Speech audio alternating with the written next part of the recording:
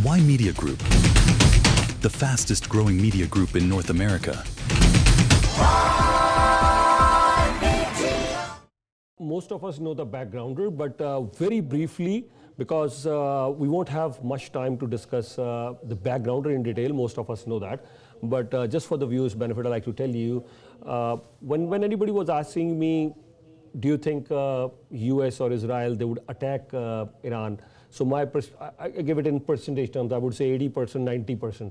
The reason I was always saying 80%, 90%, because we all knew US warships, USS Abraham Lincoln or USS G4, they were all there already. There was a lot of buildup. So there was a reason that almost, these warships carry thousands of American soldiers. So we all knew there was a major buildup there, and US wouldn't spend that kind of resources without really planning something. And Israel, after the October 7th attack on Israel made sure they have a lot of control in Gaza, West Bank. They've targeted other areas as well. But now I think the final frontier, not the final, but for this operation, this particular operation, the final frontier, whether you talk of their ideology on Greater Israel, or they wanted to settle the scores once and for all. And it was Iran. And yes, we did see some conflict last year in June, the 12-day conflict. But this is a much bigger thing. Now, this time, US is leading and Israel joined in. The air attacks that we saw by Israel and Iran. So this is how they were planned. And major cities of Iran were targeted in these attacks. And we are seeing, listening, I'll talk in detail. There are some major leaders that are being targeted on Iran. Major cities, major leaders are being targeted, from defense minister to their supreme leader, Ayatollah Ali Khamenei. His residence was targeted. So we'll talk more about that. But then Iran also retaliated. Iran not only struck against Israel as it did last time in June 2025, the 12-day conflict, but Iran this time also struck hard against many of the Middle Eastern countries. Iran's foreign affairs minister is saying US has military bases in all these areas. So Iran retaliated not only against Israel, but also against Saudi Arabia, UAE, Qatar, Bahrain. The only country that was left out was Oman. Oman, because it's Oman which is mediating the talks between US and Iran.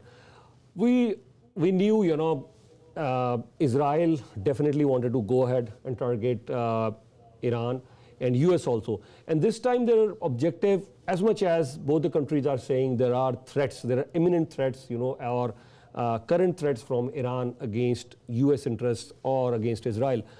We don't know how far that's true. Even many of the Democrats in US are questioning. As much as the Democrats are supportive of US targeting Iran, but they're saying, is there any imminent threat right now? Are we facing any real danger as we speak? So that was the question raised by Democrats in US. They're asking that. And what is the plan? So the two questions that the Democrats are asking in US, what is your plan? What is your end game? And can you show us any substantial evidence right now? Because, the Democrats are questioning that they've seen this story being played in the past in 2003, when there was discussion of weapons of mass destruction, WMDs, but they couldn't find anything in Iraq.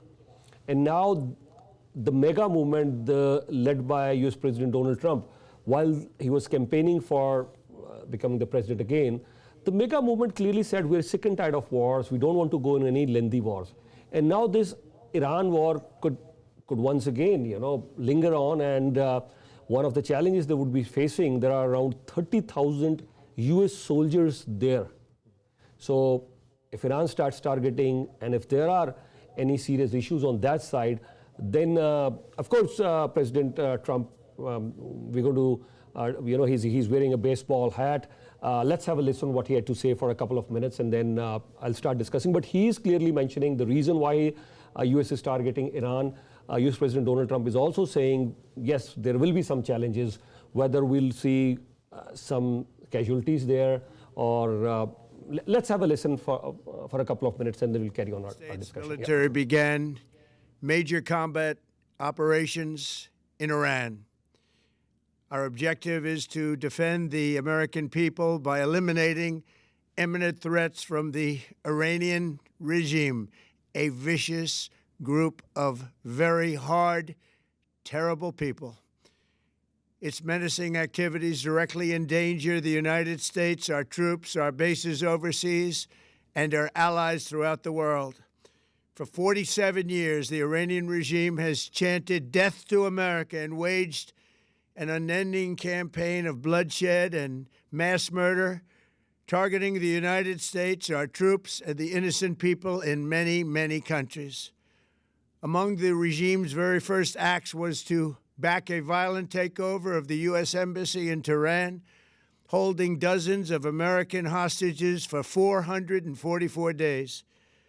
In 1983, Iran's proxies carried out the Marine barracks bombing in Beirut that killed 241 American military personnel. In 2000, they knew and were probably involved with the attack on the USS Cole. Many died. Iranian forces killed and maimed hundreds of American service members in Iraq. The regime's proxies have continued to launch countless attacks against American forces stationed in the Middle East in recent years, as well as U.S. naval and commercial vessels in international shipping lanes. It's been mass terror, and we're not going to put up with it any longer. From Lebanon to Yemen and Syria to Iraq, the regime has armed, trained, and funded terrorist militias that have soaked the earth with blood and guts.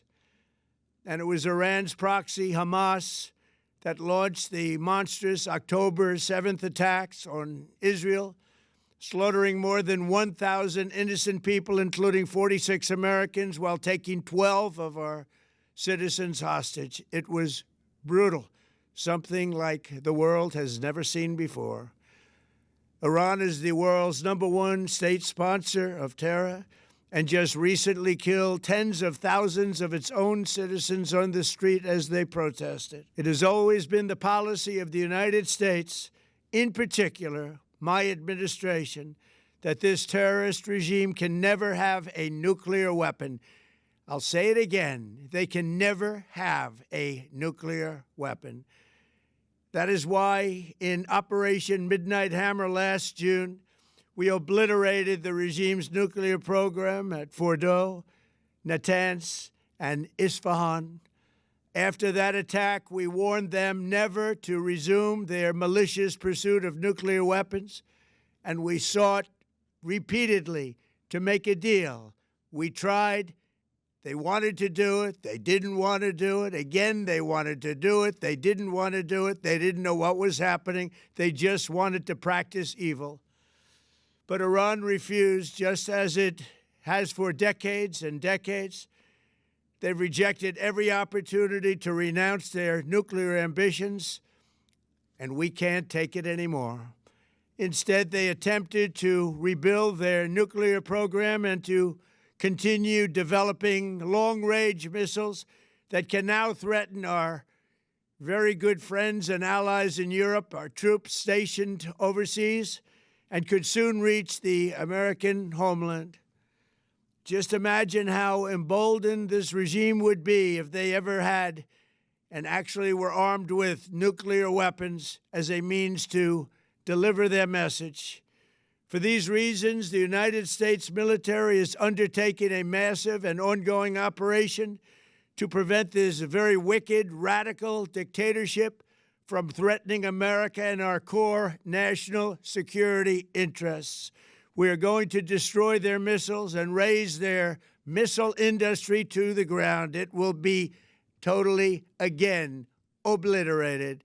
We're going to annihilate their Navy. We're going to ensure that the region's terrorist proxies can no longer destabilize the region or the world and attack. So, just as you're listening to the U.S. President Donald Trump, he's making a case why U.S. attacked Iran.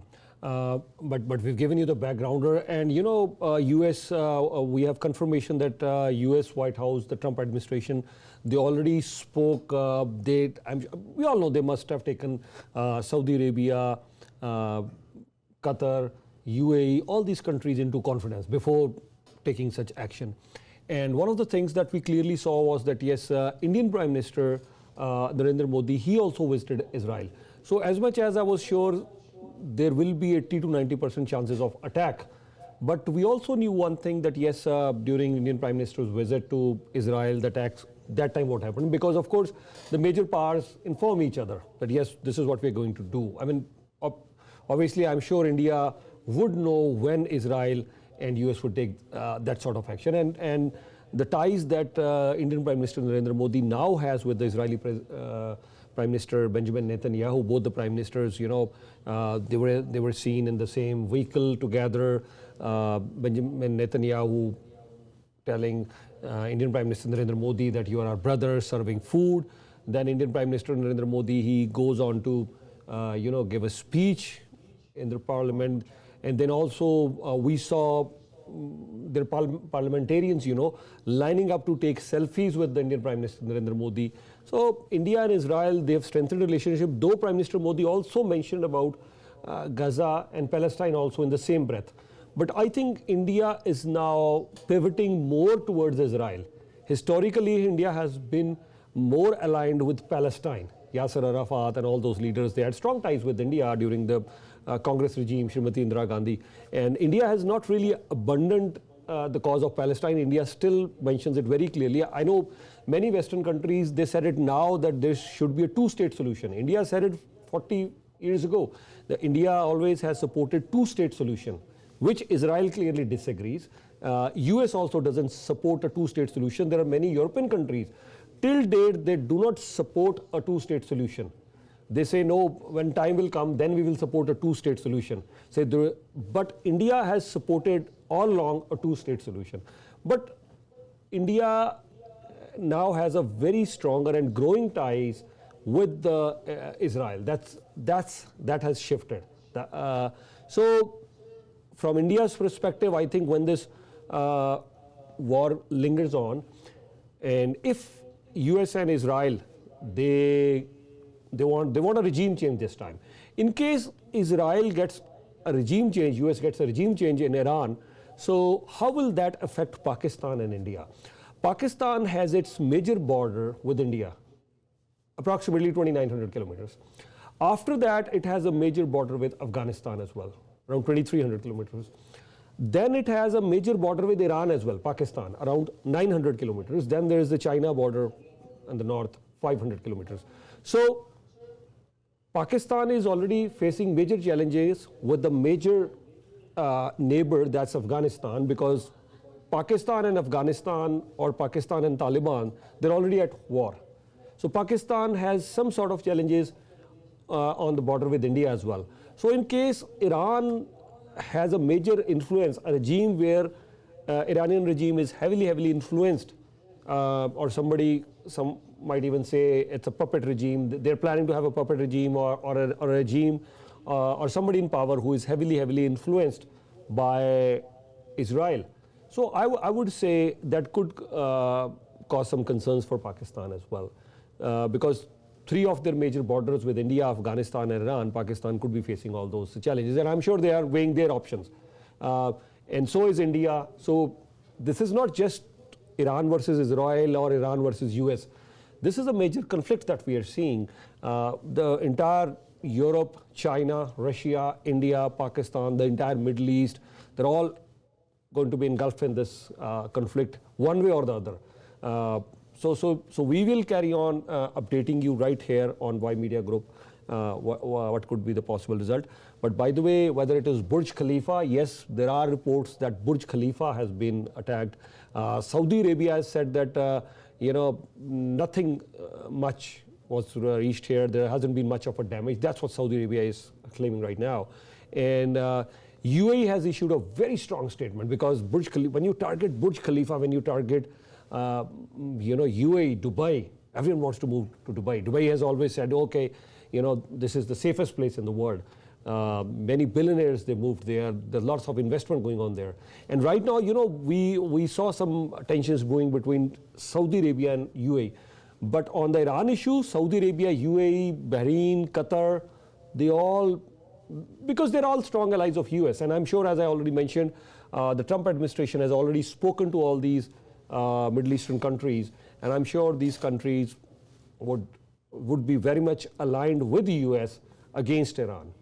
Turkey is saying, the situation needs to be de-escalated. China and even Europe, French President Emmanuel Macron has said this. We need to de-escalate the situation. And Kamala Harris, the Democrat opponent against US President Donald Trump, Kamala Harris, the former vice president and the candidate for Democratic candidate for the president, she's also mentioning, no, this is wrong. She's not supporting this Iran war. She's saying US President Donald Trump is unnecessarily dragging us into this long war.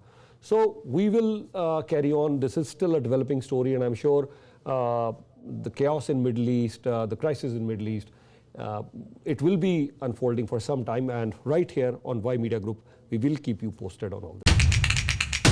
Ymedia Group, the fastest growing media group in North America.